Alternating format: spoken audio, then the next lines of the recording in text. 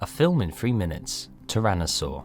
British cinema can often be divided into two categories, one which constantly romanticizes and glorifies our nation's imperial past, and the other portraying a grim kitchen sink misery fest, with depressed characters often yearning for a better life. But Paddy Considine's 2011 film Tyrannosaur makes the room that the kitchen sink lives in look like a gilded palace, with one of the bleakest and most hopeless portrayals of impoverished Britain ever shown on screen. The story follows Joseph, played by Peter Mullan, an unemployed widower who, in the very first scene where we meet him, kicks his dog to death in a drunken rage. Joseph's deeply troubled persona is revealed to us throughout the course of the next few days, where we witness him engaging in racist verbal abuse and beating up strangers, all the while trapped in the bleak setting of an unnamed impoverished town in northern England. During Joseph's struggles, he encounters Hannah, played wonderfully by Olivia Colman, a religious charity shop worker whose husband James physically and sexually abuses her on a routine basis. Throughout the course of many tragic events, Joseph and Hannah begin to develop a precarious bond, with both individuals fearing what potential good the other person can bring to their desolate lives.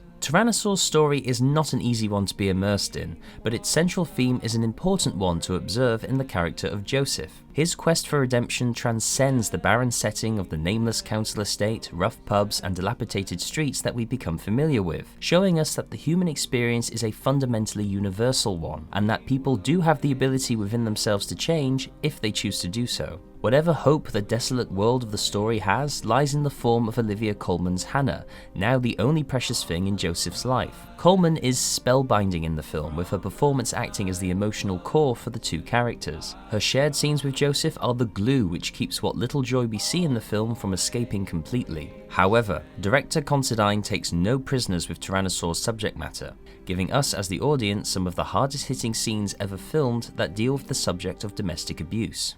Who the fuck are you to judge me? You know nothing about me. You don't know what that bastard did to me. All I wanted to have babies. All I wanted was to have babies and to be a mummy. Oh, God.